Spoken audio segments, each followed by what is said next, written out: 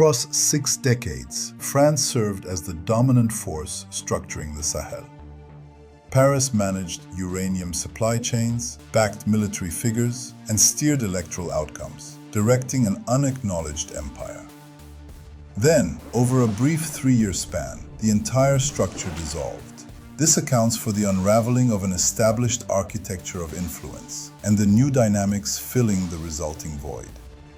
The global media narrative frequently distills these complex shifts into a single, simplistic observation.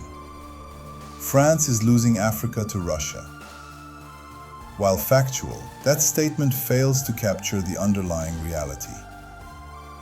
The events unfolding in Mali, Burkina Faso, and Niger represent more than a mere rotation of foreign patrons.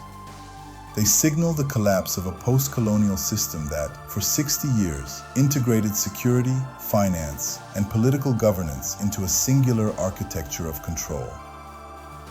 Into this vacuum have stepped Russia, Turkey, and other emerging powers, acting as strategic competitors.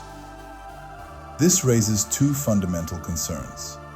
Is the Sahel achieving genuine autonomy, or is it merely negotiating a more fragmented version of its old dependency? To find out, we will explore 4 themes. The rapid contagion of anti-French sentiment across the region in less than 1,000 days. The Russian model of influence, built on discrete defense contracts rather than traditional development aid. Turkey's emergence as the most aggressive supplier of military hardware to Sahelian states. And the critical question of whether a shift in military partners holds any weight without a corresponding transformation of the economic order. To grasp France's declining influence in the Sahel, one must first recognize the sheer extent of its historical hold, an empire maintained under the guise of post-colonial diplomacy. Following formal independence in the early 1960s, French power remained entrenched. This overarching framework, known as France-Afrique, rested on 4 key pillars. Defense agreements granting Paris base rights throughout West and Central Africa. Economic mechanisms anchoring local currencies, commerce, and resource exploitation to French institutions. Intelligence operations designed to monitor opposition, shape electoral outcomes, and install or remove regimes based on strategic priorities. Interpersonal political networks linking French leadership with African heads of state, forged during the colonial era and preserved across generations.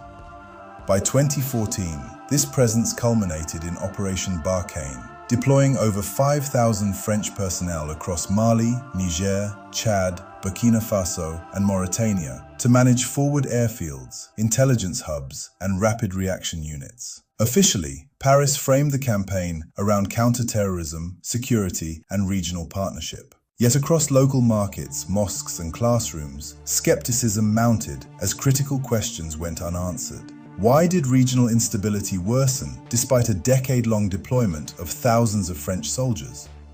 Why did village raids and civilian casualties persist while armed groups expanded into territories under French surveillance?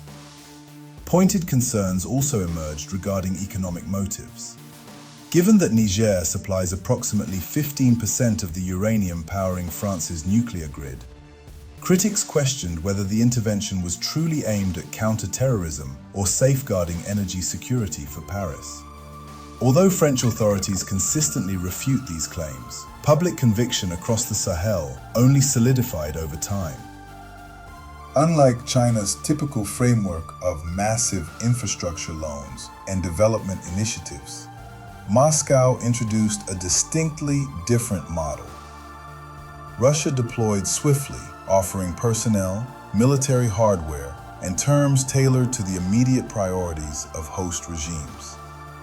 The expansion of Russian footprint began in Mali in 2021, initially relying on Wagner-affiliated PMC structures operating within the ambiguous space where state and private enterprise overlap.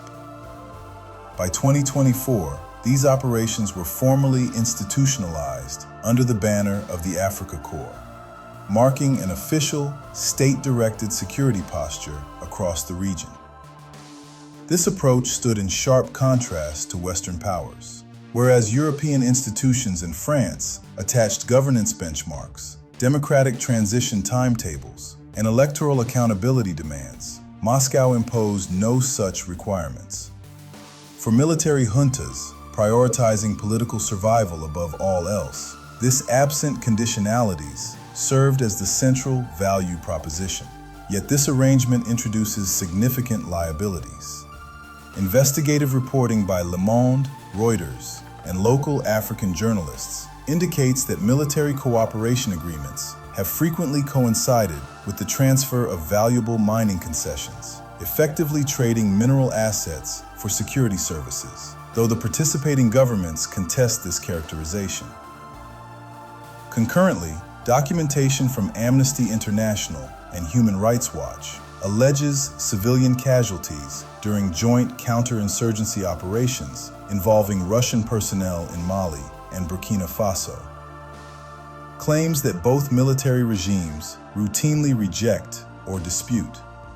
Furthermore, expanded military presence has not translated into regional stability.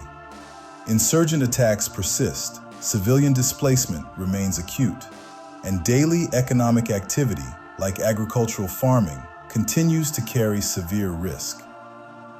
Ultimately, while Moscow has supplied immediate military assets, tangible security and regional stability remain unrealized.